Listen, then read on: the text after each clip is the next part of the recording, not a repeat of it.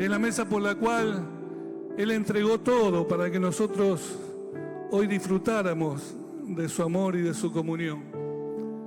Por eso yo les invito a participar de esta cena del Señor en esta mañana, pensando en que somos esa familia que Dios ha reunido, de todo pueblo, de toda tribu, de toda nación, para que celebremos delante de Él, para que nos gocemos en la comunión, para que recordemos fundamentalmente lo que Él hizo por nosotros.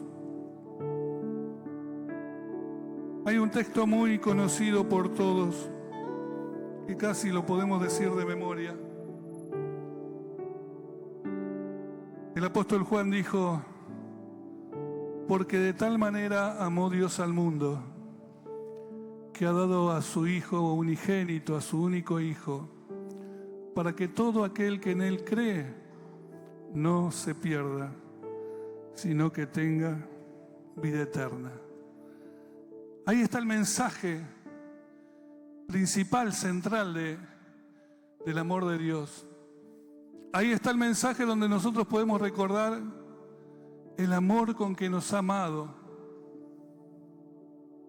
que ha dado a su propio Hijo por nosotros. Ahí podemos recordar lo que Jesús hizo por nosotros, enviado del Padre. Ahí podemos recordar el fin que será de todo ese propósito de Dios, que el que cree en Jesús tiene vida eterna. ¿Amén? ¿Cuántos tienen vida eterna acá? ¿Los otros qué clase de vida tienen? Y yo tengo una vida normal, de empleado. Yo soy de la bancaria y yo soy de Esmata. No, usted es un ciudadano del cielo, lo acabamos de cantar recién.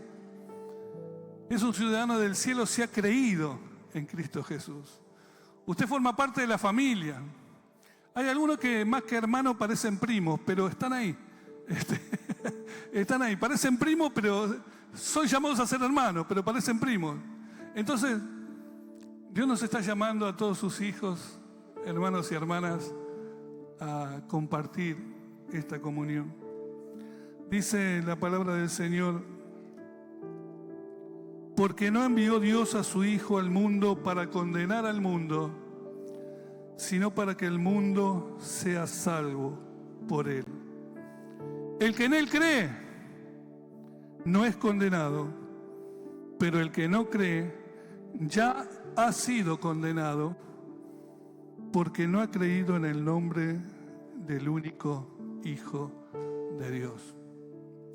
¿Sabes que estar sentado aquí no va a representar nada para ti allá en el cielo? Saber que asistir regularmente a un culto no va a significar nada allí en el cielo, delante de Dios. Saber de que colaborás en algún área de la iglesia, del ministerio, no va a representar nada en la presencia de Dios. Lo único que va a tener significancia, sentido, razón para tu vida es haber creído en el único Hijo de Dios. Porque no envió Dios a Jesús para condenar el mundo, sino para que el mundo sea salvo por Él. El que cree en el Hijo no es condenado, pero el que no cree ya ha sido condenado, dice la palabra de Dios. Y esta mesa del Señor, donde recordamos lo que Jesús hizo al dar su vida por nosotros, y por eso partimos el pan y recordamos la sangre que Él derramó por nosotros en esa cruz, y la recordamos a través de el vino que vamos a compartir. Nos hacen recordar que no hemos sido condenados, sino hemos sido salvados de toda condenación por Él. Amén. Así que el que cree en el Hijo no es condenado, pero el que no cree en el Hijo ya ha sido condenado. Quizás haya alguno acá que está pero no cree. La Biblia dice: ya fuiste condenado. ¿Estás pero no crees? Porque si estás acá, lo mejor que podría sucederte es que creas en el Hijo de Dios. Que pongas tu confianza en Jesús. Que pongas tu vida en las manos del Señor. Y esta es la condenación, que la luz vino al mundo y los hombres amaron más las tinieblas que la luz, porque sus obras eran malas. Dios tenía que venir en Jesucristo. Dios tenía que alumbrar nuestro entendimiento. Dios tenía que revelarnos nuestra condición de que nuestras obras eran malas, para que las buenas noticias del Señor nos alumbraran y creyéramos en el Evangelio del Señor, en las buenas noticias del Señor. Así que, pensando en esto, quiero decirte, como habló Pedro cuando predicó la primera vez: en ningún otro hay salvación. En ningún otro hay salvación, porque no hay otro nombre bajo el cielo dado a los hombres en que podamos ser salvos, sino en el nombre de Jesús.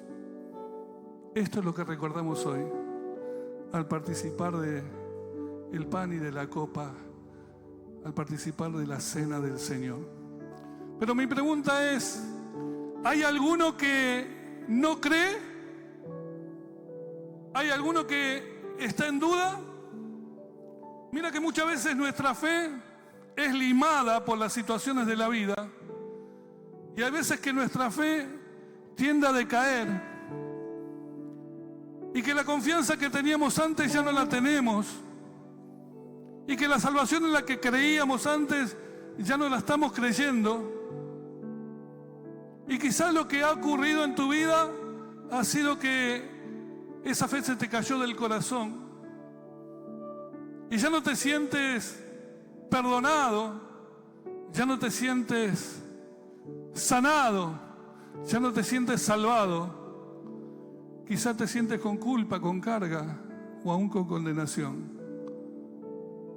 Y Dios te dice: yo lo envié. No te olvides que yo lo envié, porque te amé de tal manera, como nunca antes va a alcanzar a amarte. Te amé de tal manera que di a mi Hijo por vos. Por eso en esta mañana, si estás inseguro, estás insegura, si estás entre creer y no creer, si estás entre participar y no participar de esta cena, yo te pido que tomes una decisión y afirmes tu fe en Jesús. Porque el que cree en el Hijo tiene la vida, pero el que no cree ya ha sido condenado. Así que cerrá tus ojos por un momento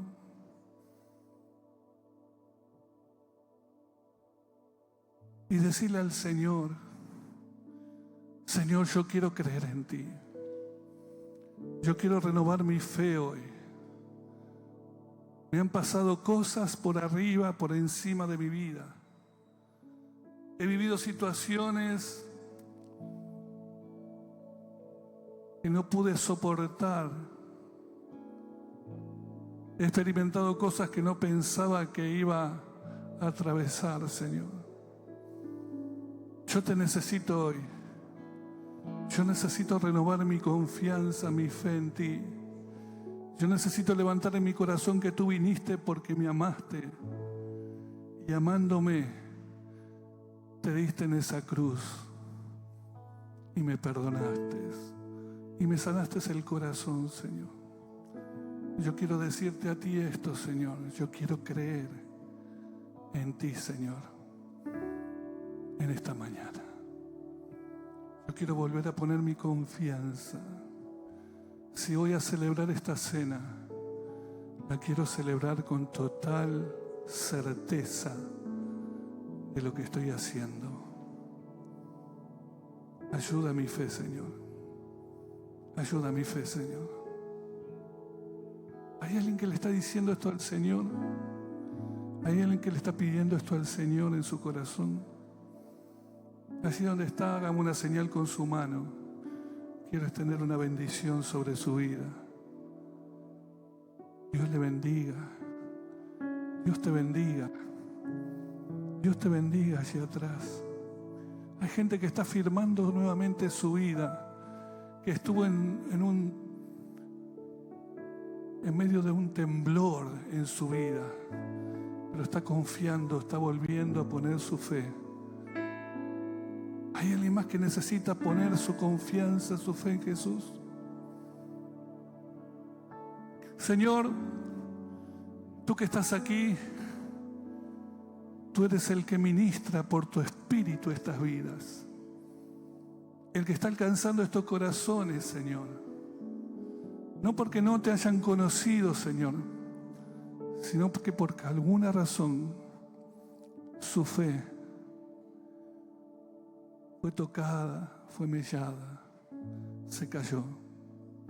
Ahora yo te pido que renueves su mente y su corazón, que renueve las fuerzas en ti, Señor. Que tu Espíritu Santo venga y haga una intervención poderosa sobre sus vidas y que los levante, porque en esta mañana queremos celebrarte a ti con todo el gozo y la alegría de nuestras vidas y de nuestros corazones, Señor. Te doy gracias y te bendigo en el nombre de Jesús. Amén y amén. Amén, hermano. ¿Sí? Gloria a Dios.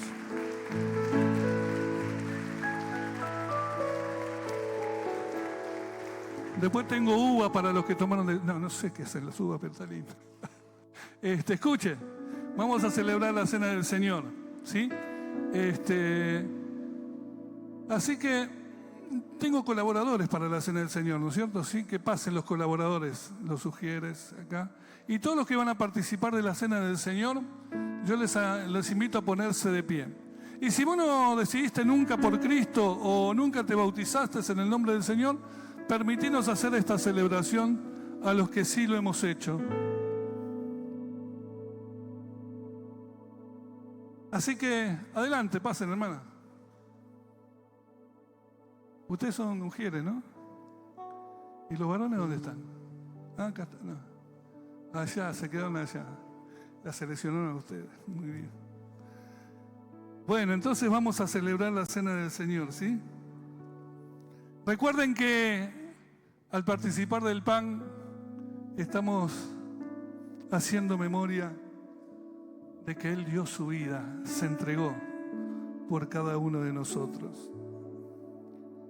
Acuérdense de que nadie quitó la vida de Jesús, sino que Él la puso y Él la volvió a tomar. Acuérdense que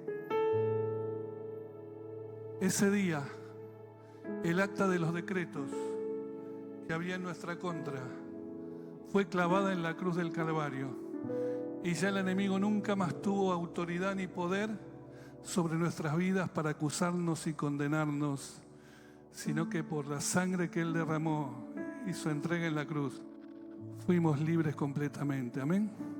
Y entonces hagan memoria del Señor. Dios les bendiga. Adelante.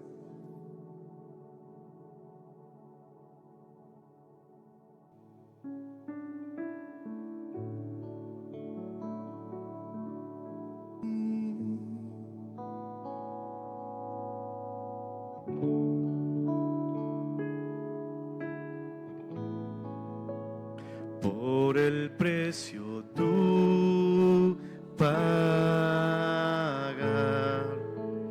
mi pecado y dolor, tu amor quitó, dando gracia eterna. Gracias por tu amor, Dios, por las manos que herí, pues tu río me limpió y siento al fin tu perdón.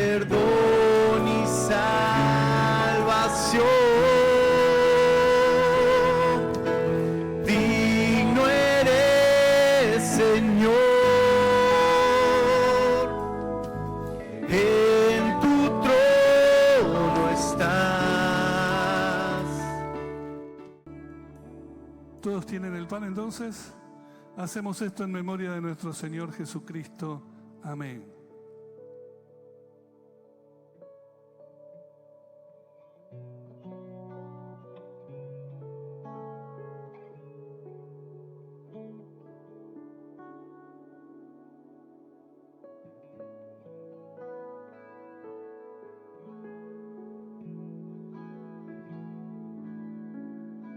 Y ahora, Señor, también agradecemos ese día donde lo que para ti fue un suplicio, fue muerte, fue oscuridad, para nosotros fue vida, para nosotros fue bendición, para nosotros fue de salvación, Señor. Gracias porque cada una de esas gotas de sangre que tú derramaste por nosotros se aplicaron a nuestras vidas y nos lavaron, porque la sangre de Cristo nos limpia de todo pecado, porque la sangre de Cristo nos limpia de todo pecado y de toda maldad. Te alabamos, Dios, te bendecimos por esto, en el nombre de Jesús. Amén, Señor. Amén. Señor, hacemos esto en memoria de ti. Alabado seas, Señor. Amén.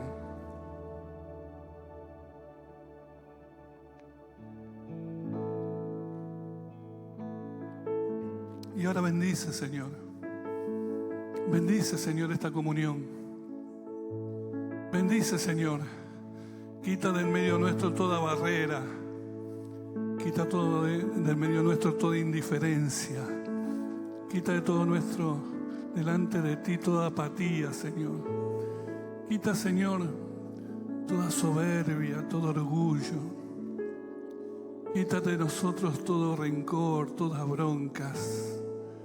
Quita por tu sangre preciosa y lávanos en esta hora, Señor. Te bendecimos en el nombre de Jesús. Amén, Señor. Amén. Las iglesias del Apocalipsis, y el mensaje del que les quiero hablar en esta mañana es el mensaje a la iglesia de Sardis. Sardis era una ciudad que estaba ubicada en Turquía, lo que hoy es Turquía. Sardis fue una ciudad muy próspera. Sardis era un centro comercial textil muy grande en su época. Sardis era la capital del reino de Lidia, ¿sí? Y era famosa por varias cosas. Tenía grandes edificios, era una ciudad importante, relevante en aquella época. Y tenía un templo muy grande dedicado a la diosa Cíbeles y Artemisa, que eran medio parientes en la historia. Y era un templo muy grande, ¿sí? Que se adoraba a Cíbeles y Artemisa.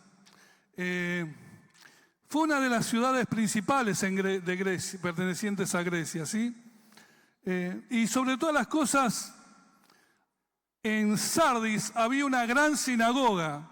Era la segunda sinagoga en tamaño después de la de Jerusalén. La de Sardis era la más grande después de la de Jerusalén. Estos son datos históricos, por ahí no es tan relevante. Lo que sí dicen de Sardis era que fue una ciudad que estaba... se erigía sobre un monte alto, parte de la ciudad sobre un monte alto y parte de la ciudad sobre los campos, ¿sí? Y entonces era un lugar muy seguro para la gente que vivía en Sardis, porque cuando los enemigos venían, todos iban a las partes altas, y sobre las partes altas de la ciudad, sobre las murallas de la ciudad, era un lugar estratégicamente inconquistable, aunque dice la historia que Sardis fue conquistada por lo menos en 2 oportunidades. Y la razón no era porque tenía un lugar estratégico. La razón por la que fue conquistada no era porque estaba sobre un monte. La razón por la que fue conquistada es porque los vigilantes, los guardias, se descuidaron. ¿Cuántos descuidados hay acá? Ahora no les gusta ser descuidados. Hay un descuidado confeso. Pero el descuido de los vigilantes, de los guardias de Sardis, hicieron que Sardis cayera 2 veces bajo dominio e imperios extranjeros y fuera conquistada. Cuando tenía que ser una fortaleza, cuando era inexpugnable, cuando era inconquistable, fue conquistada por el descuido de su gente, de sus soldados, que no estuvieron atentos a los avances del enemigo y en ese momento fueron asediados, asaltados y dominados. Y a lo mejor esto, que forma parte de la historia, tiene algo que ver con lo que dice la palabra acerca de la iglesia de Sardis. Cuando Juan le escribe a la iglesia de Sardis, ya Sardis había perdido toda su gloria, todo su esplendor, todo el dominio que tenía en tiempos anteriores iba declinando e iba decayendo.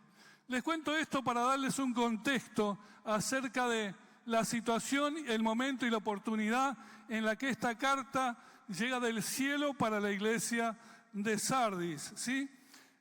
Así que la iglesia que estaba en Sardis conocía esta historia. La iglesia que estaba en Sardis sabía que había muchos habitantes de la ciudad que recordaban glorias pasadas, las glorias de la gran ciudad que había sido, pero que ya no era, pero que seguían orgullosos de su gran ciudad.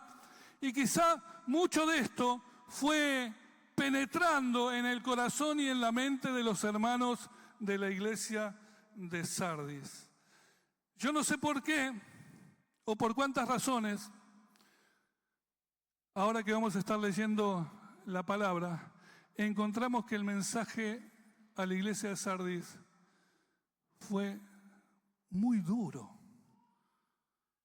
Para mí, uno de los más duros de los mensajes de las 7 iglesias, a las otras iglesias. Y lo vas a encontrar en Apocalipsis capítulo 3, versos 1 al 6.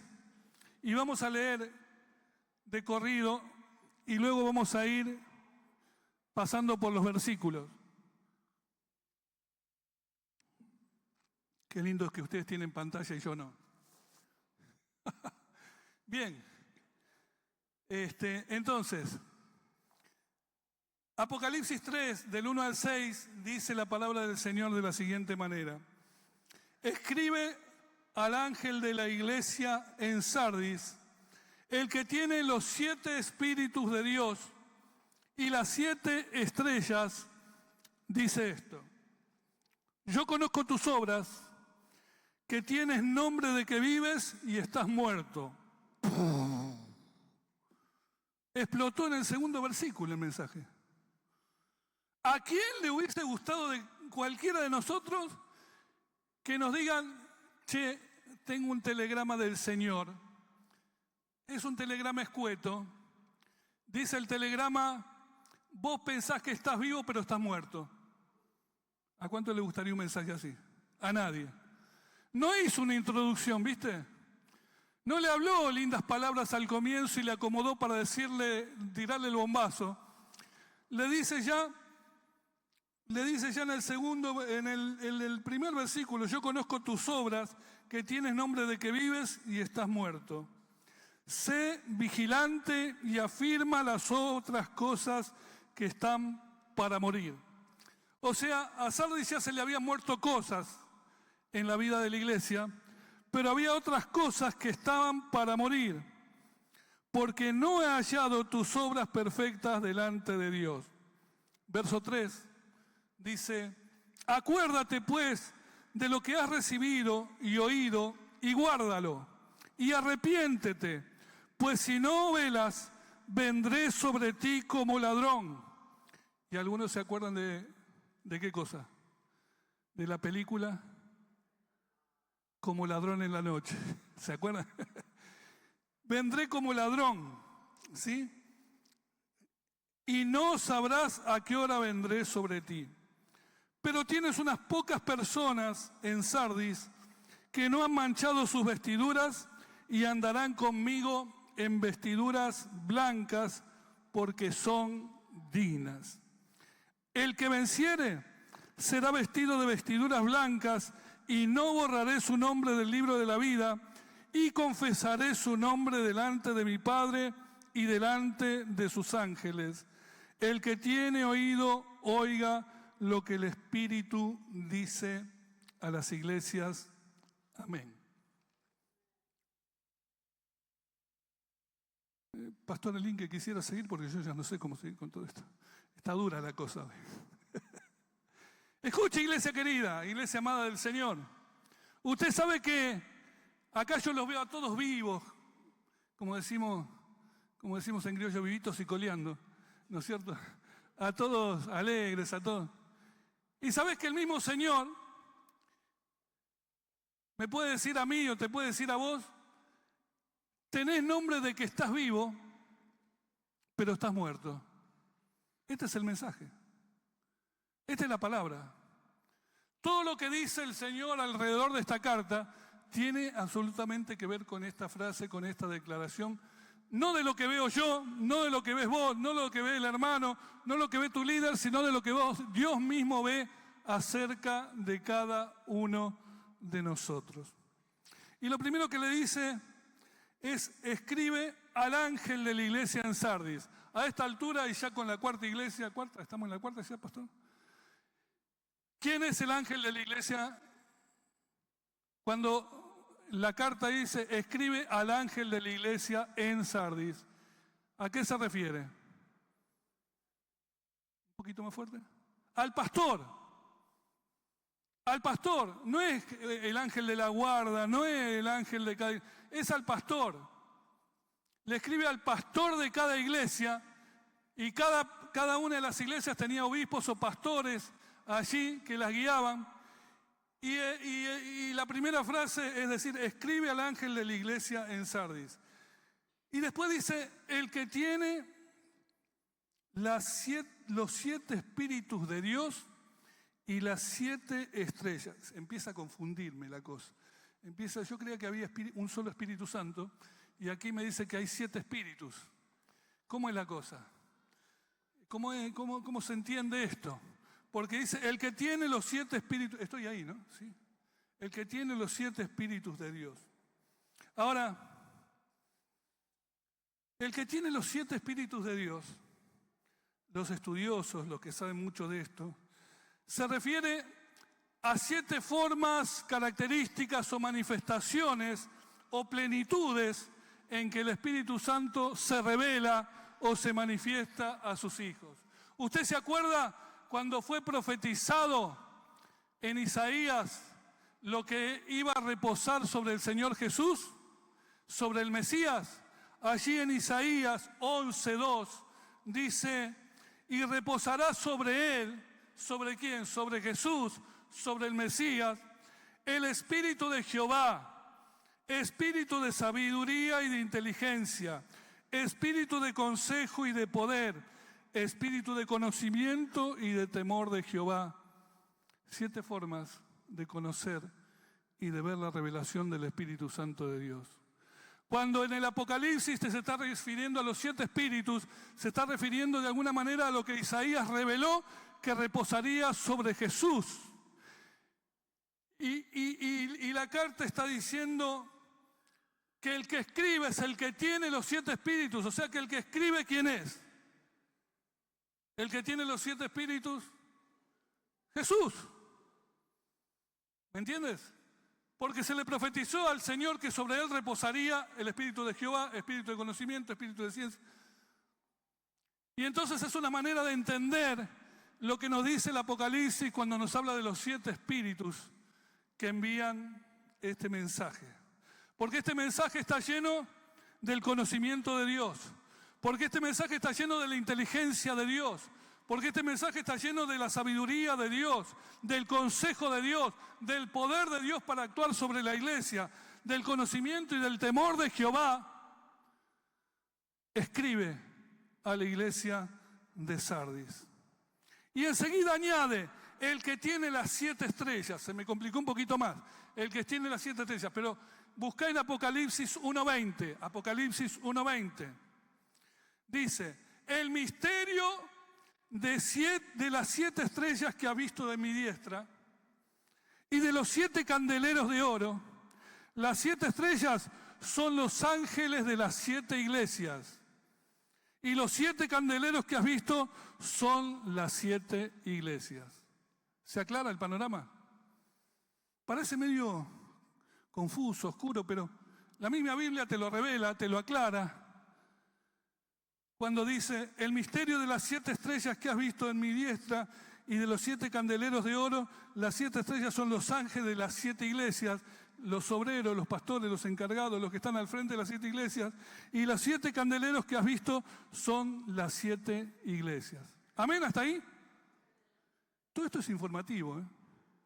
Todo esto no entramos al mensaje. Estamos tomando carrera para de alguna manera saber cómo viene. Porque este es el remitente, hermano. Esto te da crédito del remitente, del que escribe la carta, y de que a quién se las escribe. Se las escribe a los pastores y a las iglesias. A los pastores y a las iglesias. Los pastores no están exentos de este mensaje. Ni las iglesias están exentas de este mensaje. Ni vos, líder, estás exento de este mensaje. Ni vos, hermanito, que viniste por primera vez, estás exento de este mensaje. Ni vos que tomaste la Santa Cena, estás exento de este mensaje. Este mensaje es para mí, decí. Este mensaje es para mí. ¿Para quién? ¿Para quién? Para cada uno de nosotros. Este mensaje es para todos nosotros. Amén. Y entonces ahí sí, ahí vamos. Y luego dice, yo conozco tus obras, que tienes nombre de que vives y estás muerto. Por esto decía que es una de las cartas más duras que hay. Porque en pocas palabras resume el Señor el diagnóstico de lo que veía de la iglesia, de lo que apreciaba de cada uno de sus hermanos. Y yo, según lo que dice la palabra, tengo que entender que en esta iglesia podemos haber pastores que estamos vivos, que nos parece estar vivos, pero estamos muertos. De líderes que parecen estar vivos, pero están muertos. De colaboradores que parecen estar vivos, pero están muertos. De hermanos y hermanas que parecen estar vivos, pero están muertos. A ver, todos los vivos levanten la mano. No, yo estoy medio golpeado, pero ando. No, a mí me pegó un golpe Satanás acá en la semana, me tiró. ¿Cuántos vivos hay acá? Téngase un poco de fe, porque si no está vivo, está muerto. Si no está vivo, está muerto. Pastor, ¿usted qué me dice? Porque esta tiene que ser una iglesia de vivos. No de avivados, sino de vivos en el Espíritu del Señor. Pero puede ser también que haya algunos que estén agonizando. Puede ser que alguno parezca vivo, pero está agonizando. Y yo quiero hablarle por un momento a los que quizá estemos agonizando y no nos dimos cuenta, porque creemos que estamos vivos, pero estamos agonizando. Porque te decís a vos mismo que estás vivo, pero lo que Dios dice de vos, estás agonizando. Porque vos hablás y decís y pensás y creés y hablás a otro y proclamás esto y lo otro y pensás que estás vivo por todo lo que crees de vos mismo, pero por ahí estás agonizando. Y por un instante me quiero detener en esta agonía que la iglesia puede estar atravesando de tiempo en tiempo. Evidentemente la iglesia de Sardis tuvo muchos descuidos. Ellos sabían el descuido que tuvo la ciudad cuando fue conquistada. Ellos sabían que no era por falta de ejército, no era por falta de fuerza, no era por falta de armamento, ni era por falta de murallas, no era por falta de todo lo que tenían y poseían para defender la ciudad, sino porque los vigilantes se durmieron, porque la guardia se durmió, porque los que tenían que velar dejaron de velar, porque los que tenían que guardar la muralla dejaron de guardarla, y vino el enemigo y los asaltó y los dominó y los conquistó. Y lo primero que quiero decirte es que nosotros estamos andando todos los días en el nombre del Señor. Nosotros estamos yendo y viniendo en el nombre del Señor. Pero no vaya a ser cosa que la vida o el Señor nos encuentre que estamos como vigilantes dormidos o adormecidos o con la guardia baja y dejamos que cualquier situación, cualquier palabra, cualquier condición del sistema nos penetre y nos afecte y nos derribe y nos derrote, y que aquello que parece que está vivo está muriendo en nosotros. El evangelio, que es un evangelio de poder, un evangelio de dominio propio, un evangelio de gracia de Dios, muchas veces no tiene efecto en la vida de muchos cristianos, porque los cristianos no cambian su conducta, no cambian su actitud, no cambian sus palabras, no cambian su manera de ser. Y teniendo todo lo que tenemos como hijos de Dios, dejamos de velar. Dejamos de ser esos vigilantes del Señor. Y nos asedian, y nos asaltan, y nos conquistan. Este fue uno de los errores de la iglesia de Sardis. Pero eso es uno de los errores que muchas veces podemos cometer en la vida cristiana. En 1 Corintios capítulo 3, verso 12, dice lo siguiente. Y si sobre este fundamento, el fundamento de Cristo, alguno edificare oro, plata, piedras preciosas, madera, heno, hojarasca, lo que sea que estés edificando, lo que sea que estés poniendo de tu vida, la obra de cada uno se hará manifiesta, porque el día la declarará. Pues por el fuego será revelada, y la obra de cada uno, cual sea, el fuego la probará. Le había llegado la hora a la iglesia de Sardis, donde el fuego de Dios probara las obras de cada uno de sus hijos. Le había llegado la hora a Sardis, como te puede llegar la hora a vos y me puede llegar la hora a mí, donde Dios me dice, cuando yo pruebo con fuego tu obra, no queda nada. Cuando yo pruebo con fuego tus hechos, no queda nada. Cuando yo pruebo con fuego las cosas que dices, que proclamas, que predicas, no queda nada. Cuando hagas lo que hagas en la obra del Señor y edifiques lo que edifiques en la obra del Señor, y esa obra, sí o sí, tened por seguro, va a ser probada por fuego. Mi pregunta es, ¿qué es lo que va a quedar? ¿Va a quedar lo precioso o va a quedar lo vil? ¿Va a quedar lo santo o va a quedar las impurezas? ¿Qué es lo que va a quedar cuando tu obra y mi obra sea aprobada? Había llegado el día para Sardis, en donde Dios le dice, conozco tus obras, Sardis, conozco quién eres, conozco lo que haces, conozco lo que dices, y parece que tenés un nombre de vivo, pero estás muerto. Están ahí todavía, ¿no? Uy. Los amenes bajaron un 52% y el dólar se mantiene estable. Y los amenes van bajando cada vez más. Escucha, hermano, esto es, empiece a tener conocimiento o entendimiento de lo que le estaba pasando a la iglesia de Sardis. El Señor se le presenta, el Señor mira sus obras, ve con el fuego de sus ojos sus obras y dice, estás muerto. Estás muerto, no me digas que hiciste, no me digas que fuiste, no me digas que volviste, que estuviste en esa campaña, que estuviste en aquella cruzada, que estuviste, estás muerto. Hoy te veo y en vez de estar vivo, estás muerto. Eso era lo que el Señor le decía. Lili, después tráeme la lista de miembros de la iglesia, porque si el domingo tenemos la mitad es porque algunos decidieron ir a otra iglesia. Así que, pero la obra dice en el versículo 14 que leímos, si permaneciere la obra de alguno que sobreedificó, recibirá recompensa. Si permaneciere la obra de alguno que sobreedificó, recibirá recompensa. Y justamente el final de la carta a Sardis habla de la recompensa de los que sobreedificaron y cuya obra permaneció. Pero antes de adelantarnos, ya tenemos que hacernos una pregunta.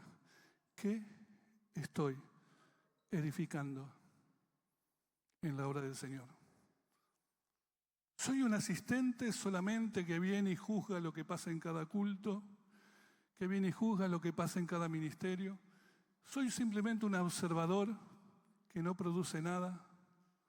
¿Solamente estoy en un puesto de observación a ver qué pasa por ahí? ¿Soy alguien que toca y me voy? Si me gusta, estoy. Si no me gusta, ya no estoy.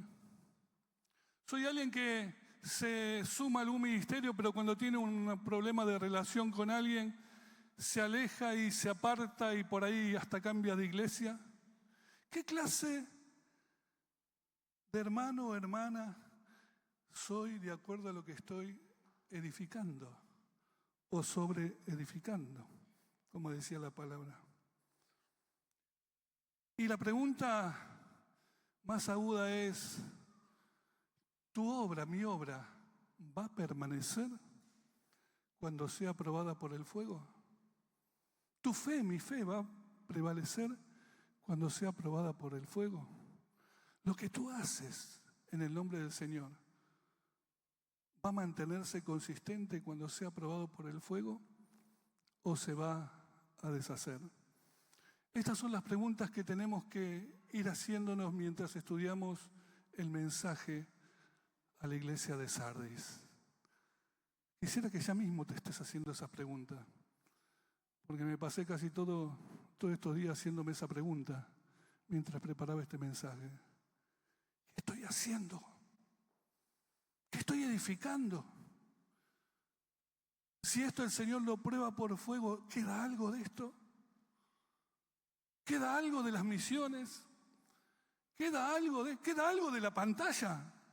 Hablando de lo último que tenemos. Si Dios nos prueba, hermano, ¿qué es lo que queda? ¿Qué es lo que va a permanecer? Empezá a pensar, porque a lo mejor hoy puede ser un día nuevo para tu vida. Empezar a dar un paso nuevo en tu vida. Empezar a dejar de dar vueltas en los rollos de tu existencia y poner tu corazón para servir y honrar a tu Dios. Me llama la atención que la iglesia de Sardis, de las iglesias que hemos tratado hasta ahora, todas eran iglesias que estaban bajo persecución. Todas estaban bajo algún tipo de persecución. Persecución doctrinal, persecución de los judíos, persecución de los romanos, pero estaban bajo persecución. De Sardis no se nos dice que uno de los problemas que tenía era la persecución. No habla de que Sardis estaba siendo perseguida. Y mi pregunta es, ¿por qué Sardis no tenía que ser perseguida? Y porque no había necesidad de perseguir algo que estaba muriendo.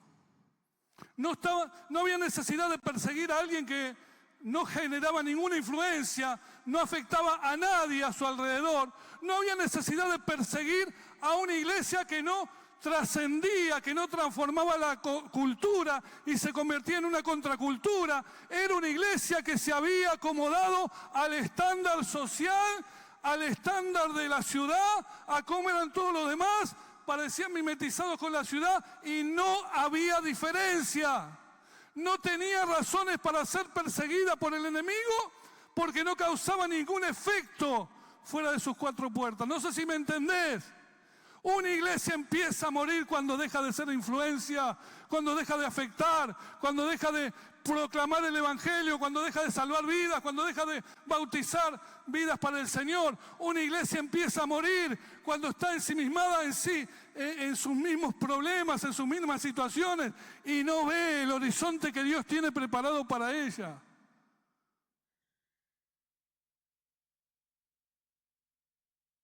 Tenía un nombre, pero no tenía vida. Todos conocerían la iglesia de Sardis. Posiblemente, quizá la iglesia estaría llena. Probablemente habrían hecho muchas cosas adentro de las cuatro paredes del templo. Quizá cantaban lindo, quizá hacían oraciones preciosas, o quizás se habían acomodado a hacer un grupo de cristianos en la ciudad. La iglesia que está viva es una iglesia que no se mide por la cantidad de gente que tenga, ni se mide por los programas que tiene, sino por la cantidad de temor de Dios y de presencia de Dios que hay en ese lugar. La iglesia se mide por la cantidad de temor de Jehová y la cantidad de presencia de Dios que hay en ese lugar.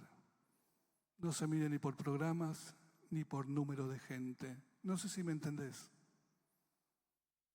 Cuando el temor de Jehová cae, cuando la presencia del Señor es todo lo que necesitamos, todo lo que anhelamos, todo lo que buscamos, esa iglesia es relevante.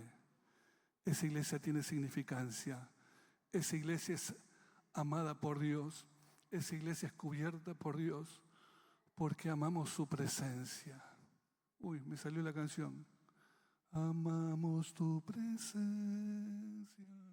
Queremos tu... esa una canción no la saben, pero está buena.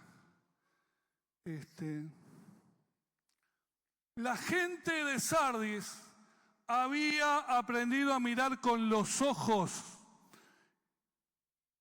a su alrededor para acomodarse con el medio ambiente, pero había olvidado que el Señor no mira lo que mira el hombre.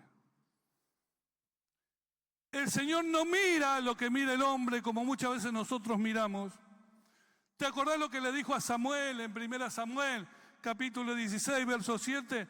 No mire su parecer, ni lo grande de su estatura, porque yo lo desecho, porque Jehová no mira lo que mira el hombre. Y grabate esto, Jehová no mira lo que mira el hombre, pues el hombre mira lo que está delante de sus ojos, pero Jehová mira el corazón. Jehová mira el corazón. Nosotros solo vemos lo que está delante de nuestros ojos y por eso juzgamos, y por eso hablamos, y por eso pensamos, y por eso decimos, pero Jehová, nuestro Dios, mira el corazón. Y yo quiero decirte que Sardis se quedó ciega porque solo veía su forma, solo veía apariencias de ser, solo pensaba en cómo ser delante de los demás, pero dejó de prestarle atención a su corazón. Y cuando empezó a dejar de prestarle atención a su corazón, dejó de prestarle atención a la comunión con Dios, a la palabra del Señor, a la revelación del Señor, a lo que Dios tenía para comunicarles. La iglesia de Sardis dejó de ser lo incómoda que podía ser para volverse a la comodidad. ¿Sabes que esto no es muy diferente a mucho pueblo de Dios que hoy vive dando vueltas y vueltas? No, yo voy a esta iglesia porque a mí me gusta esto. ¿Y vos sabés si a Dios le gusta eso? No, a mí en esta iglesia me dieron este ministerio. Pero ese ministerio, ¿te lo dio el Señor? No, en esa iglesia me tratan así porque tienen programas para... ¿Y esos programas son los que te nutren o es el Señor? Tu razón, el que te nutre. Y muchas veces buscamos las preferencias personales de lo que queremos, de lo que deseamos o de lo que necesitamos. Y el Señor quizá está mirando muy diferente porque Dios está mirando nuestro corazón. Y Él sabe que el único que va a satisfacer, va a llenar, va a poner plenitud, va a ser Él en nosotros. Así que tenemos que prepararnos para dejar de mirar a nuestros alrededor y las apariencias y concentrarnos en qué hay en nuestro corazón para Dios. Ahora, lo que me gusta del Señor es que siempre tiene un plan de acción, ¿viste? Siempre tiene un plan de acción para una iglesia que está muerta. Esto es interesante. Aún para una iglesia que está muerta, Dios tiene un plan de acción. Pero no es Dios de vivos, sí, es Dios de vivos, pero Dios de resurrección también. Así que lo que está muerto puede resucitar, puede vivir, puede levantarse en el poder del Espíritu de Dios, amén. Porque nuestro Dios es así. Y entonces, cuando el Señor termina de decirle, yo conozco tus obras, te conocen por vista de que estás viva, pero yo que veo tu corazón, estás muerta, tengo un plan de acción para vos. Sé lo que tenés que hacer para salir de esa situación. Tenés que seguir los pasos que te voy a dar para que te puedas recuperar. Yo no pierdo, mi reino no pierde. Yo quiero recuperar lo que queda de vos y quiero levantar lo que queda de vos para que seas esa iglesia relevante, esa iglesia influyente, esa iglesia que afecte la sociedad como mi Hijo Jesús la afectó. Y entonces empieza el plan de acción. Y en el versículo 2 le dice, en resumidas palabras, despiértate y fortalece lo poco que queda. Porque le dice, sé vigilante y afirma las otras cosas que están para morir, porque no he hallado tus obras perfectas delante de mí. Sé vigilante como no fueron los guardias de la ciudad cuando fue conquistada. Sé vigilante como no fuiste vos cuando tenías que orar y dejaste de orar. Sé vigilante vos cuando tenías que leer y creer mis palabras y las dejaste de lado. Sé vigilante cuando solo te conformaste a venir a la iglesia y escuchar un sermón semanal y no vivir la palabra cada día de tu vida. Sé vigilante porque descuidaste mi presencia, descuidaste mi nombre. Sé vigilante porque descuidaste mi obediencia, la obediencia que yo espero de mis hijos. Sé vigilante, abrí tus ojos, despertate del letargo en la que estás. Deja de ser indiferente espiritualmente, deja de adormecerte y de cegar tu visión para no ver lo que aún tienes. Y retiene lo que poco que te queda. Retené lo poco que te queda. Si estás viendo que tu vida está perdiendo cada vez más, si tú estás viendo que tu vida espiritual se está secando, si estás viendo que tu vida espiritual se va quedando, si estás viendo que lo que por los otros saltan y dan gloria a Dios ya no te produce nada, es hora de hacer algo, es hora de activar, es hora de mover tu fe, es hora de despertarte, sé vigilante y afirmar las cosas que están para morir. Es terrible. Es como que tuviste un accidente, llegó la ambulancia, estás en coma o estás medio. ¿Y qué hace la gente para reanimarte? Un ese saben porque hicieron el curso. RCP, ¿cómo es? Reanimación cardiopulmonar. Reanimación cardiopulmonar. Te tratan de reavivar, te tratan de... Porque estás inconsciente, estás en coma, te estás yendo y te tratan de reanimar. Y esto es lo que el Espíritu le dice a la iglesia de Sardis, lo que el Señor de los 7 Espíritus le dice a la iglesia de Sardis, el que tiene el conocimiento, el que tiene el poder, el que tiene toda la inteligencia, le dice, lo primero que tenés que hacer es ser vigilante, abrir los ojos, despertarte, pegarte un cachetazo espiritual, abrir tus sentidos espirituales y empezar a ver lo que no ves, y empezar a creer lo que no crees, y empezar a clamar lo que no clamás, y empezar a hacer lo que no estás haciendo, para que lo poco que te queda todavía no se muera definitivamente. Hay algunos que los veo con el cinturón de seguridad medio flojo, como que ya se distendieron en el vuelo. Pero esto es serio, hermano. Esto es serio porque podemos vegetar en la iglesia. Y de esto, la iglesia de San Justo tiene historia. Tiene historia. Porque no se vive de las glorias pasadas. Se vive de lo que hoy Dios pone en tus manos.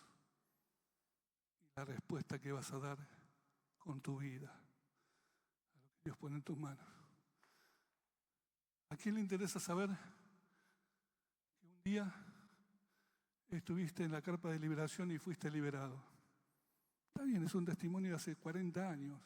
Y ya está, ya fue. Esa gloria pasó. La gloria es lo que hoy Dios quiere hacer a través de tu vida. Pero si te encuentras medio muerto, dice, empecemos por un RCP.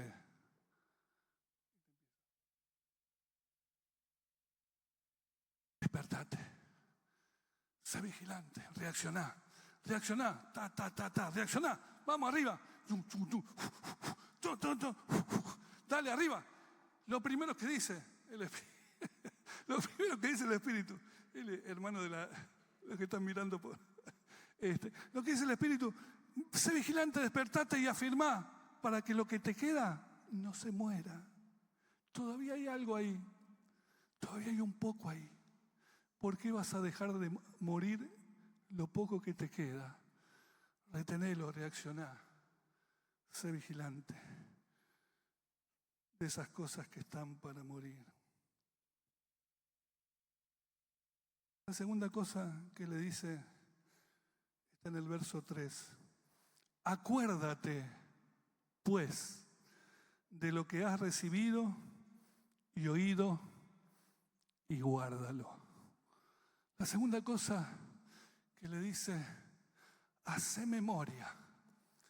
Empezá a recordar todo lo que ocurrió desde el comienzo de esta historia. Empezá no solamente a despertar para retener lo que se está por morir todavía, sino recordar lo que ya dejaste de vivir en tu corazón, lo que ya dejaste de recordar en tu vida, lo que ya no tiene relevancia para vos. Porque hay algunos que perdieron ya la noción del día que se entregaron al Señor. Porque hay algunos que ya no le produce nada cuando el Señor te salvó de esa enfermedad.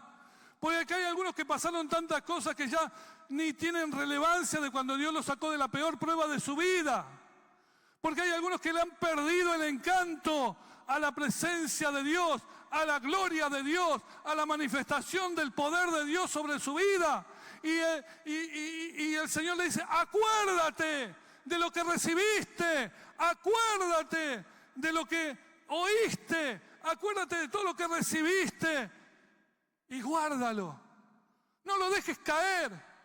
Acordate del día que te toqué con mi Espíritu Santo y te di una nueva vida. Acordate del día que te abracé con mi amor. Acordate del día que perdoné tus pecados, la cantidad de maldades que hiciste y fuiste perdonado. Acordate de las veces que estuve con vos en medio de la enfermedad, en las tribulaciones de tu vida. Acordate de lo que recibiste. Acordate de las prédicas, de las enseñanzas que recibiste. Acordate de todo lo que sembré en tu vida y volvé a guardarlo. No lo dejes caer, volvé a guardarlo. Reseteá y volvé a guardarlo. Volví a abrir un archivo, un pendrive, lo que sea, pero guardalo allí en tu corazón. Guardalo. Empezá a obedecer de nuevo. No solamente sabé lo que dice la Biblia, sino obedecé lo que dice la Biblia.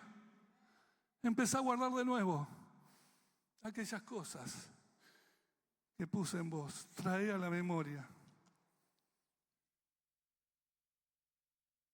El problema es que Sardis había dejado de guardar las cosas del Señor por acomodarse a las cosas de esta vida. ¿Y sabes qué? Yo he visto a través de la historia de la iglesia que muchas veces hasta aún tenemos peligro de acostumbrarnos a las bendiciones de Dios y de creer que todo tiene que ser así. Creemos que Dios tiene que ser una formalidad en nuestra vida. Lo tiene que hacer porque lo tiene que hacer o porque lo merecemos o por lo que sea. Y cuando no es así, empieza a declinar nuestra fe. Cuidado, cuando la costumbre cristiana, cuando la costumbre de ser cristiano se hace más fuerte que tu fe. Cuidado, cuando te acostumbraste a hacer lo que sos y eso se vuelve más fuerte que tu propia fe, la que tiene que crecer cada día en Cristo Jesús. Porque el que se acostumbra se acható, se acomodó, cree que está bien, cree que es suficiente, pero el que tiene fe crece, el que tiene fe abunda, el que tiene fe avanza, el que tiene fe tiene las cosas nuevas por delante. Deja de vivir cómodo y acostumbrado a hacer lo que sos y acuérdate de la fe que es en Cristo Jesús. Amén. Y guárdala. Y la tercera cosa que le dice, y arrepiéntete. Y arrepiéntete. Y arrepiéntete, verso 3, la última parte, porque si no velas, vendré sobre ti como ladrón y no sabrás a qué hora vendré sobre ti. No se la puso fácil ni ahí a Sardis, ¿te diste cuenta? Era cuestión de vida o muerte. No se la puso fácil ni ahí. Dice, y arrepiéntete. Era necesario un cambio urgente. Era necesario un cambio no solo exterior, sino interior en la vida de Sardis, de la iglesia. Dios estaba dispuesto a hacer algo, a traer algo nuevo, cuando Sardis fuera sincera, cuando Sardis se arrepintiera, cuando Sardis reconociera su condición, su vulnerabilidad, cuando reconociera su acomodamiento, su acostumbramiento a hacer lo que eran. Y cuando Sardis se volviera de eso, iba a empezar a respirar nuevamente. Cuando Sardis se volviera de eso, entonces habría respuesta de Dios para su vida.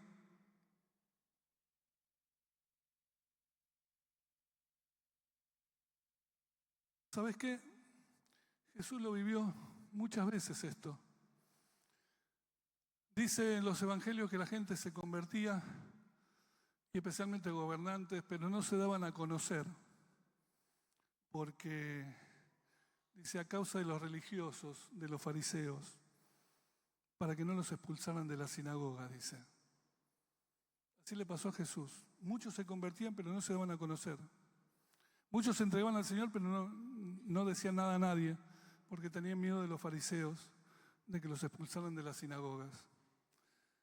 Y el versículo que me marca muy fuerte es una de las palabras del Señor allí en el Evangelio de Juan, capítulo 12, verso 43, cuando dice, porque amaban más la gloria de los hombres que la gloria de Dios.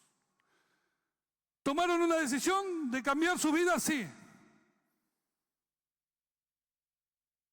¿Confesaron a Jesús? Sí. Pero cuando tenían que dar a conocer el cambio de su vida, la condición de arrepentidos en su vida, la condición de perdonados en su vida, de salvados, se quedaban callados por temor al medio ambiente, por temor a los de su alrededor. Y Jesús concluye diciendo, porque amaban más la gloria de los hombres que la gloria de Dios. ¿Sabes qué? Para dejar de estar muerto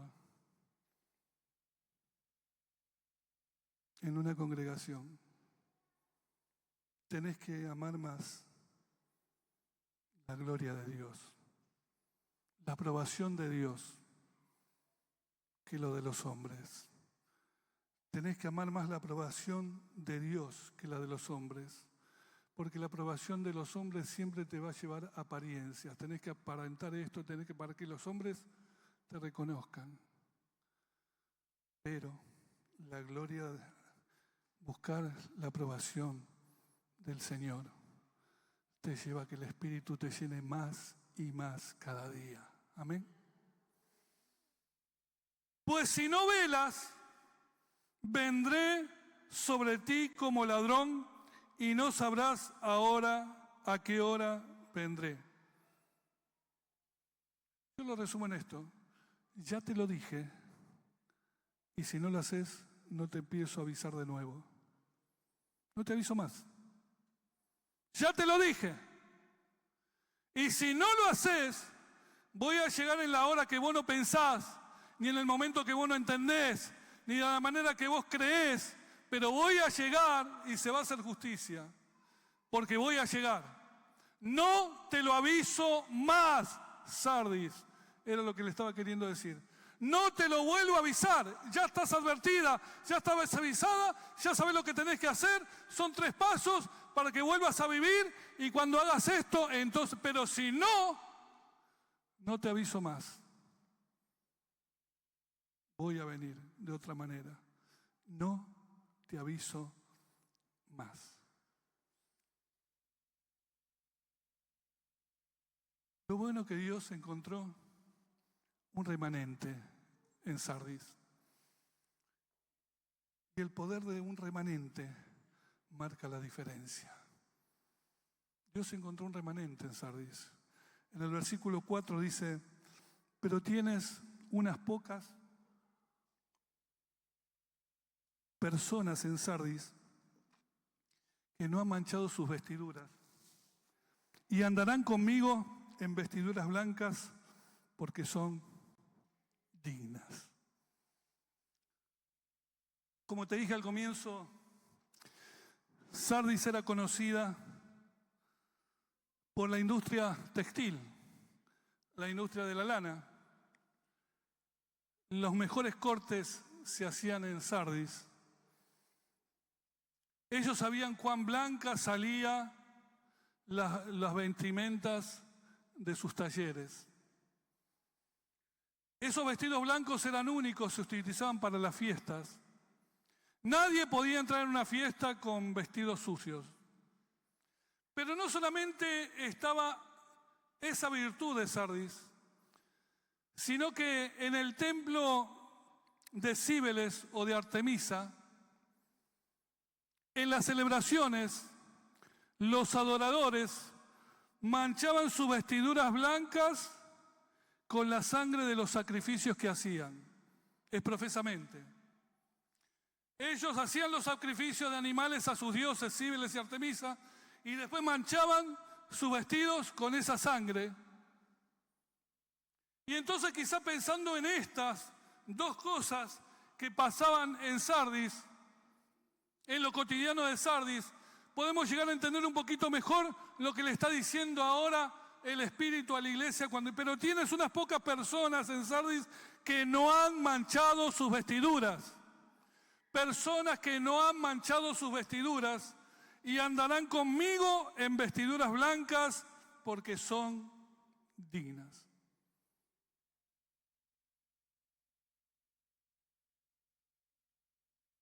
El Señor dice de alguna manera, yo sé quién está limpio y yo sé quién está sucio. Yo sé quién está sano y yo sé quién está podrido. Yo sé quién está sano y yo sé quién está podrido. Y los que estén limpios y estén sanos andarán conmigo, dice el Señor. Solo ellos andarán conmigo. No voy a preguntar quién está podrido. Tranquilo. Voy a preguntar quién está limpio. Queremos, buscamos, anhelamos, pero nadie se va a atrever a decir estoy limpio porque el único que conoce el corazón es el Señor. Y mejor que cuando Dios te mire, te halle con vestiduras que no están manchadas. con vestiduras que no se mancharon frente a este mundo, que no se mancharon frente a la corrupción, que no se mancharon con tus argumentaciones, que no se mancharon por la política, que no se mancharon por las redes, que no se mancharon por las imágenes, que no se mancharon por las ofensas, que no se mancharon por todas las cosas por las que te podés manchar en la vida. Que Dios te halle limpio, porque el que ande limpio va a andar con vestiduras blancas con Él. Amén. Estos creyentes que andarían con el Señor no cedieron a la presión del mundo. Estos creyentes que andarían con el Señor son los que no rebajaron el mensaje para ser aceptados por la comunidad. Yo recuerdo cuando en el Congreso se debatía la ley de género, que organizábamos desde el Consejo Pastoral y desde esta iglesia los micros para ir a la Plaza Congreso a decirle a los legisladores: no lo hagan, no pequen contra el Señor, no aprueben lo del aborto, no aprueben estas leyes. Y encontré a alguno que otro hermano que dentro de la iglesia me dijo: no tenemos que ser intolerables con esta gente. Tenemos que ser misericordiosos. Hoy estaba hablando de las personas y el amor por las personas, sino por el pecado que cometían delante del Señor. Y lo que pedíamos era que nuestra nación no cayera en ese pecado que traería maldición de aprobar esas leyes. Pero había hermanos que decían: no, usted es demasiado intolerante, usted va a alejar de la iglesia a esa gente. No. Amamos a cualquier clase de personas, de la condición que sea y de la práctica que tenga. A la persona la amamos. Lo que no aceptamos es las determinaciones que han tomado a vivir de esa manera. Por eso les predicamos y les anunciamos y los atraemos al bien y al amor del Señor. No sé si te das cuenta de lo que te estoy diciendo dentro de un mismo pueblo, lo que suele pasar muchas veces. Lo que sí sé es que una iglesia empieza a morir cuando se olvida de la santidad de Dios, cuando deja el camino de santidad. Es ahí donde empezamos a morir. Pero este remanente tuvo un celo por la santidad de Dios y no manchó sus vestiduras. Por eso pudo andar con el Señor, con vestiduras blancas. Y entonces, pastor, los que se enchastraron no tienen remedio. Y entonces ellos están descartados. No. Que hay promesas de Dios y recompensa del Señor para cada uno. Y dice el verso 5: al que venciere, o sea, a los que están luchando, a los que están peleando, a los que están bajo fuego, a los que están intentándolos y venzan en la batalla, a los que no se acomoden, a los que no se contaminen, a los que no se corrompan con el sistema en el que vivimos, a los que venciere, al que venciere, será vestido de vestiduras blancas. Te enchastraste, el Señor va a poner vestiduras blancas. Al que venciere será vestido de vestiduras blancas. Y no borraré su nombre del libro de la vida. Y confesaré su nombre delante de mi Padre y delante de sus ángeles. 3 promesas que Dios da a los que vencen. 3 promesas que Dios da a los que están luchando para vencer y no para retroceder. 3 promesas para aquellos que se arriesgan por Cristo Jesús. 3 promesas. Nos vamos a encontrar de nuevo y van a recibir vestiduras blancas, es la primera promesa. ¿A cuánto le gustaría la vestidura blanca del Señor? Dígame sinceramente. Ya acá el hermano Linke ya tiene una vestidura blanca, así que no sé si necesitará otra. Pero todos los demás necesitamos la vestidura blanca del Señor. Cuando estemos ante su presencia, cuando Jesús venga, Él nos va a escoger, nos va a levantar y estaremos delante de su presencia con vestiduras blancas. Amén. Para celebrar la victoria final sobre todas las cosas. En el mundo antiguo, cuando en un reinado había ciudadanos de ese reino que cometían algún crimen, algún desastre, o que morían, iban inmediatamente a los registros, a los libros del reino, y tachaban completamente el nombre de esa clase de ciudadanos. No querían ninguna clase de esos ciudadanos en el reino. O cuando se moría, era tachado del registro, era borrado. Y la promesa de Dios es que a los que vencieren, no borraré su nombre del libro de la vida. No sé a qué reino perteneces, pero en el reino de Dios, los que vencen tienen esta promesa: sus nombres no serán borrados del libro de la vida. ¿Amén? ¿Alguno dice amén por ahí?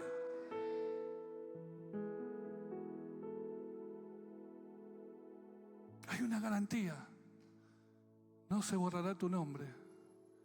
Estará ahí si eres capaz de vencer hasta el final. Y la tercera promesa es: y confesaré su nombre delante de mi Padre y delante de sus ángeles. En realidad es una promesa que Jesús había hecho estando entre nosotros, cuando dijo: a cualquiera pues que me confiese delante de los hombres, yo también le confesaré delante de mi Padre que está en el cielo. Mateo 10, 32. Va a cumplir su promesa. Voy a confesar tu nombre delante de mi Padre. Y todos los ángeles van a saber que vos fuiste un vencedor. Que vos merecés vestiduras blancas. Que vos merecés estar inscrito en el libro de la vida. Y no vas a ser borrado de ahí. Vos vas a andar conmigo, como aquellos que no mancharon sus vestiduras. Finalmente dice: el que tiene oído para oír, oiga lo que el Espíritu dice a las iglesias. Y la pregunta es, para finalizar, hermano, ¿qué tenemos para comer, Lili, hoy? No diga nada, tranquilo. Algunos ya tienen hambre, dice: ¿cuándo va a terminar el pastor? Tengo un hambre, un ragú bárbaro. Pero antes de tu almuerzo, ¿qué te habla la palabra del Señor hoy? ¿Qué te dicen en la palabra el Señor a tu vida? ¿Sos de los que van a vencer? ¿Estás venciendo? ¿O sos de los que estás medio muerto y necesitas activar de nuevo tu vida? ¿Sos de los que se acomodaron a un ritual cristiano y ya esto es nada más que una costumbre para vos, religiosa? ¿Vas a despertar para reconstruir y no se pierda más de lo que ya has perdido en tu vida. ¿Tenés oído para oír? ¿Tenés sentido espiritual para discernir lo que el Señor te dice en esta mañana? ¿Pensás que es un mensaje que no compete al día de hoy? ¿Que es un mensaje de la antigüedad? Porque cada vez que leo los mensajes a las iglesias me siento más identificado con el tiempo en el que vivimos. Si hoy estás aquí, la invitación es a no salir igual. Si hoy estás aquí, sea quien seas, hayas vivido lo que hayas vivido, crea de vos lo que creas, deja que el Espíritu Santo te muestre y te haga oír lo que el Espíritu dice a tu vida. Cerra tus ojos. Vamos a orar.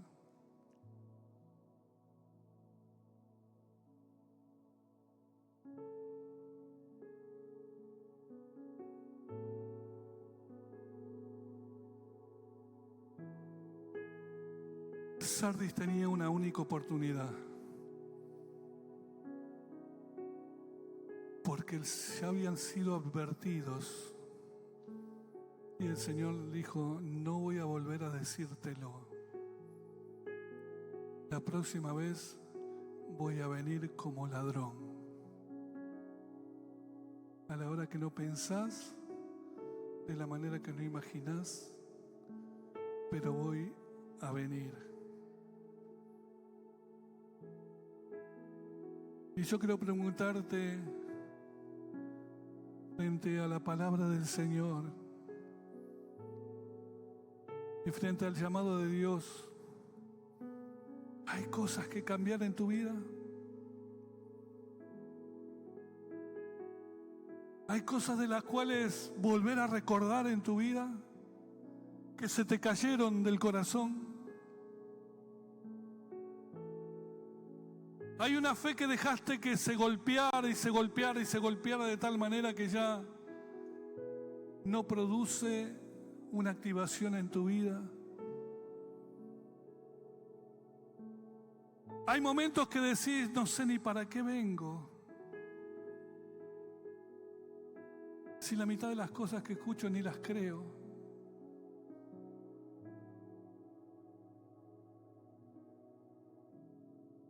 ¿Hay algo que estás oyendo del Espíritu y del mensaje que el Espíritu da a las iglesias,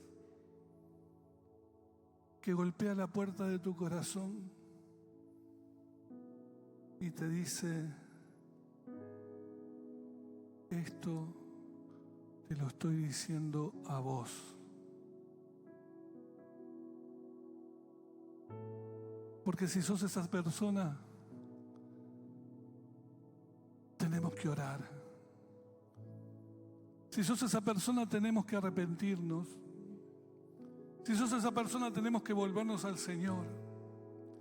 Si sos esa persona, tenemos que salir de la comodidad en la que estamos. Si sos esa persona, tenemos que salir del hablar y del parlotear las cosas que hablamos y parloteamos por ahí. Porque lo que más te tiene que importar es lo que Dios ve y dice de ti. Señor, yo te pido ahora que tu Espíritu Santo hable a tu iglesia, ministre a tu pueblo en lo que tiene que ser tocado y alcanzado por tu Espíritu, en lo que tiene que ser modificado. Y yo te voy a pedir que si sos alguien que necesita pedirle algo a Dios de todo esto que hemos hablado, sea quien seas, que allí donde estás te pongas de pie. Vamos a orar. Sos esa persona que Dios está buscando hoy, como Dios buscaba a Sardis, Y le decía, no quiero que mueras. Di mi hijo para que tengas vida. No quiero dejarte porque vine a buscar lo que se había perdido. No quiero que te olvides porque jamás podré borrarte de mi corazón. No quiero que te quedes así porque yo soy el que hago todas las cosas nuevas. Si sos una de esas personas, ponete de pie ahora, vamos a orar. No tengas temor, somos una gran familia, el pueblo de Dios. Y el pueblo de Dios se perfecciona, va de triunfo en triunfo. Fuimos llamados a ser vencedores, no fuimos llamados a fracasar. No somos de los que retrocedemos, sino de los que avanzamos en fe y conquistamos. Si sos esa persona que necesita ajustar cosas en su vida, ponete de pie.